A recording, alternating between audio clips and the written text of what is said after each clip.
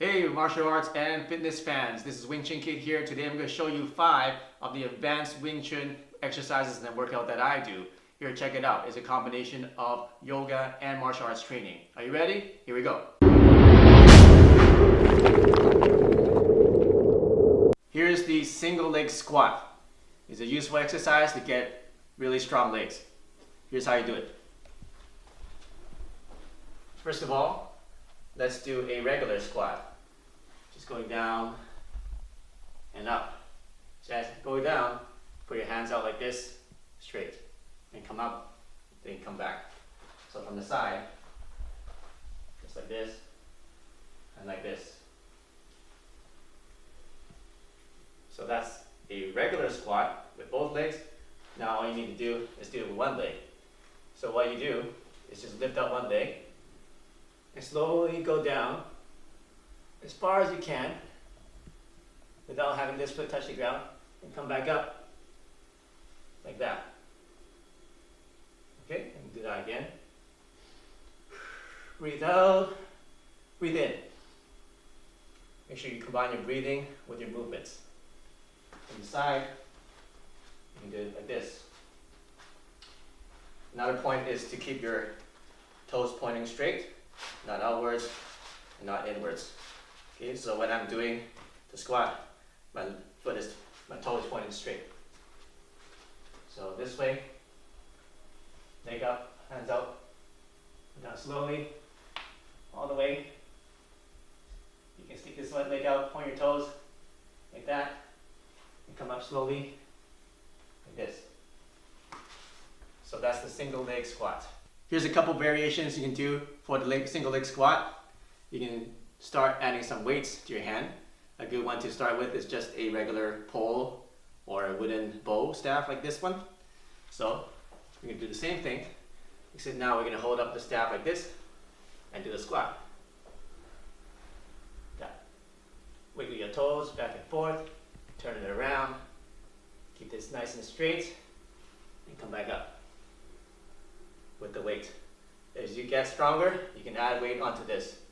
Here's an advanced version of the single leg squat. We're going to combine the bow staff and also a couple more movements of the leg. So do your squat as regularly, and when you get the lowest position, move out your left leg or your outside leg to the side, and rotate it to the back, then to the side, and back to the front. And then get back up slowly, like that. Do that 5 to 10 times, and you'll feel the burn. The reason we do this is now you strengthen your entire hip muscles in your leg and in your core. So train hard and have fun.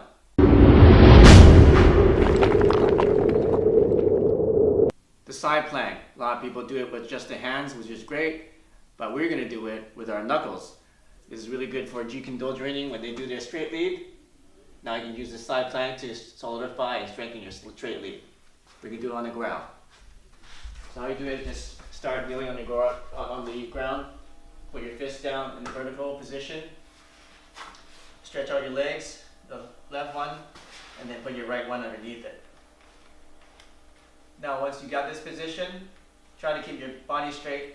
Don't hang it like this, don't bend it like this, keep it nice and straight. Try to imagine a straight line going from your top of your head to your toe.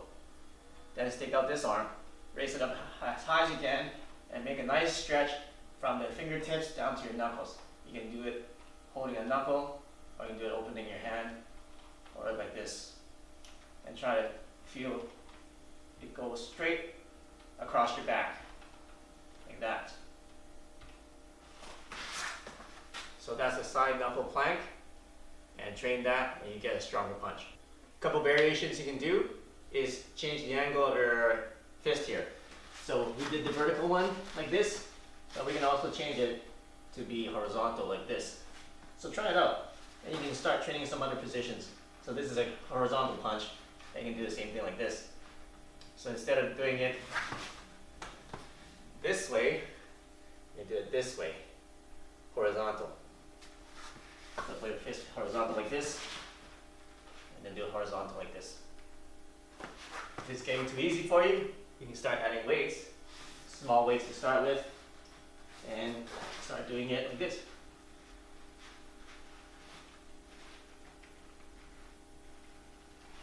Okay, so that's the horizontal plank. Some pointers is a lot of people's wrists aren't that strong, so start easy. Start easy. Just do it on your knees.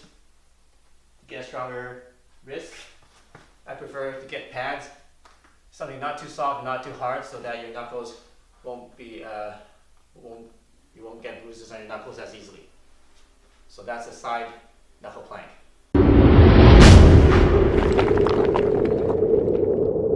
Knuckle handstands. Here's how you do them. A lot of people do handstands with their hand, and this is great. But if you want to train your wrist and train your knuckles for toughness, knuckle handstands is the way to go. You'll also get stronger shoulders and stronger back. Alright, here's how you do it. So start with the wall to help you out, like this. And put your knuckles about shoulder width apart. And then you can angle them in a little bit so it's easier to have the structure. Or just find the angle that you want, that you feel the strongest. So either this way, or it's 45 degrees, or 90 degrees, up to you. I like it somewhere in between. Then just slowly put your legs up one at a time. And get your legs as straight as possible. Put them together like this. And then hold that for as long as you can. Usually 10 seconds to 1 minute is good. You can also put one leg over the other. Alright, so that is your knuckle handstand. You want to come back down, just do one leg at a time, just like that. One important tip for this exercise is you need to keep your back straight. So when you're against the wall, make sure that your feet are here and your body is on a complete straight angle like this. Even though it's on an angle, make sure it's completely straight. You don't want to have a curve like this or a curve like this. So let me demonstrate again. Put your feet up like that. You don't want to bend it like this, like that. Have your back bent this way or the other way. You want to keep it straight from your knuckles all the way to your toes, as straight as possible. So that's one point to do this properly. A couple of safety pointers for you if you're doing this exercise. Make sure that you have a nice soft surface so that if you do tumble forward, that you fall into something soft and don't hurt your back. Another thing is don't do it for too long because the blood will rush to your head and you might get dizzy. Once you get back up, get up slowly, take a deep breath so that the blood will go back to the rest of your body so that you don't faint.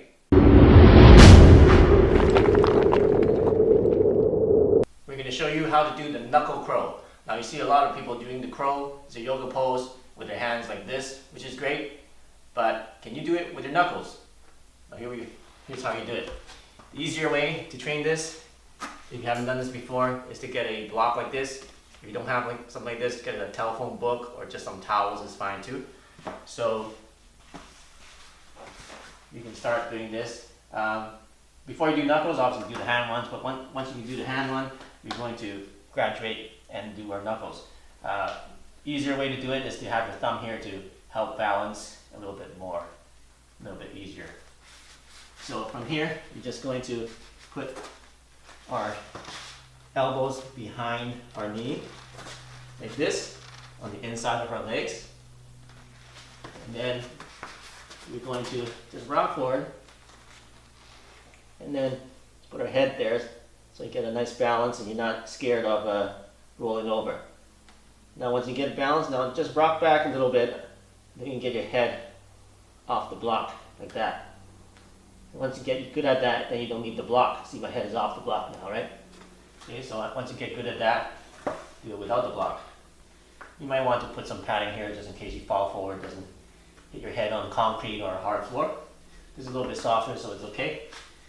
So what you can do is start this about shoulder width. Find the nice position, not too wide, not too narrow. Find the strongest position you can find, and then do it like that. And what you can do is adjust your knuckles back and forth to get that balance. Now once you get better, we're not going to use the thumbs anymore. We're just going to use our knuckles to get the balance. Now this is harder, but once you get the balance well, then you can do it like this. Okay, so that is the knuckle crow. The way I train this is to hold the position for 30 seconds to a minute. Now, what you might want to do is, if you can't balance for that long, that's okay. Just do your best. If you're off balance, just adjust back and try to hold the position again. And if you're off balance, just go back to that balanced position. Eventually your wrist will get stronger and your balance will get better. So this exercise is very good for training the wrist power and training the strength of your muscles and your hands. And also trains you to have the nice structure of your elbow, trains you to have the right angle of your forearm so that you get the most power, trains everything to solidify your structure to increase your punching power. Here's a super advanced version for you that are insane and want to do something crazy. Start training your fingertips to do the crow position. So we're not doing just knuckle crow, we're doing fingertip crow. How I do it: put your fingers in position, find the strongest position you can feel, and then do the crow position.